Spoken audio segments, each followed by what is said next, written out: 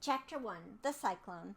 Dorothy lived in the midst of a great Kansas prairies with Uncle Henry, who was a farmer, and Aunt Em, who was the farmer's wife. Their house was small. For the lumber to build, it had to be carried by wagon for many miles.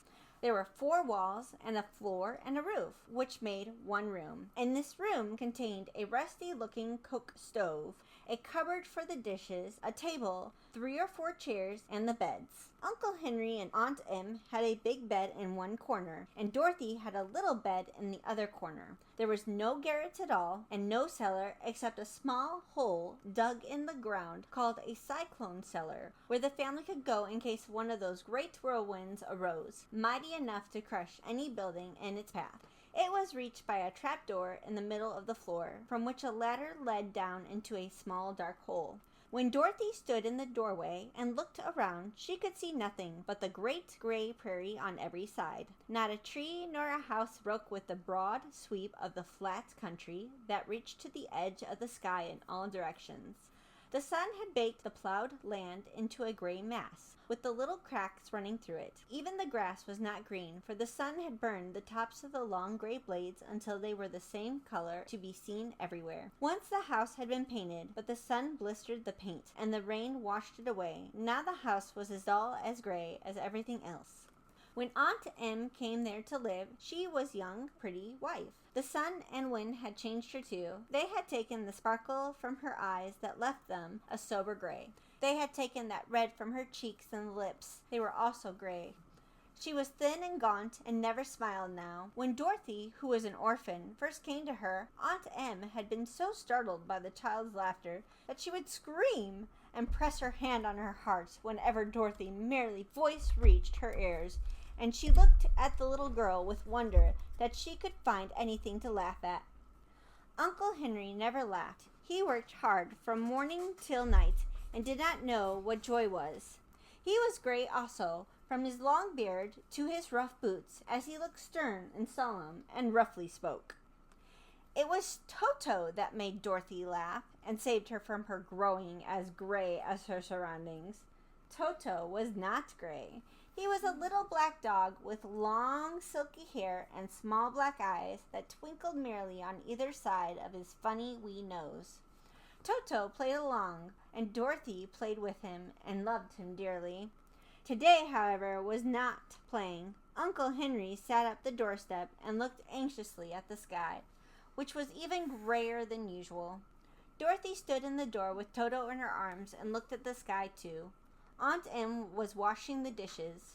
From the far north they heard a low wail of wind, and Uncle Henry and Aunt Dorothy could see where the long grass bowed in the waves before the coming storm.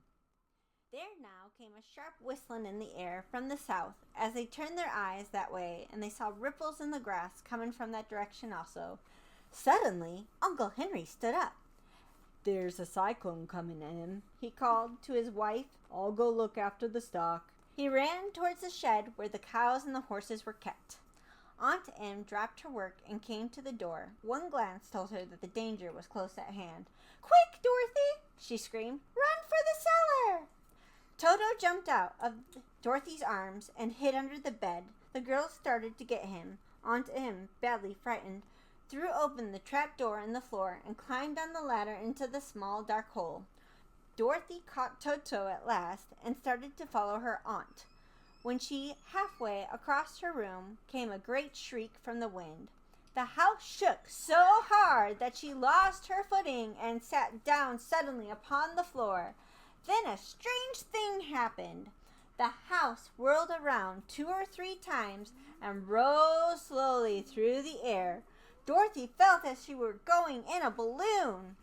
The north and the south winds met where the house stood, and it made the exact center of the cyclone.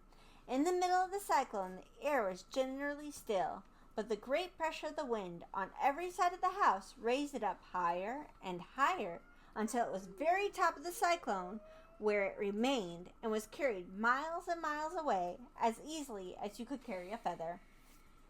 It was dark, and the wind howled horribly around her, but Dorothy found she was riding quite easily. After a first few whirls around, And one other time, when the house tipped badly, she felt as if it were being rocked gently by it like a baby in a cradle. Toto did not like it. He ran around the room, now here, now there, barking loudly. But Dorothy sat quite still on the floor and waited to see what would happen. Once Toto got too near the open trap door and fell in, the first little girl thought she had lost him, but soon she saw one of the air sticking up through the hole, for the strong pressure of the air was keeping him up so that he could not fall. She crept to the hole, caught by Toto by the ear, and dragged him into the room again. After closing the trap door so that no more accidents would happen, hours after hours had passed away, and slowly Dorothy got over her fright. But she felt quite lonely, and the wind shrieked so loudly all about her that she nearly became deaf. At first she wondered if she would be dashed to pieces when the house fell again, but as hours passed and nothing terrible happened, she stopped worrying, and resolved to wait calmly to see what the future would bring. At least she crawled over the swaying floor to her bed and laid down upon it, and Toto followed her and laid down beside her. In spite of swaying of the house, the wailing of the wind, Dorothy soon closed her eyes and fell fast asleep.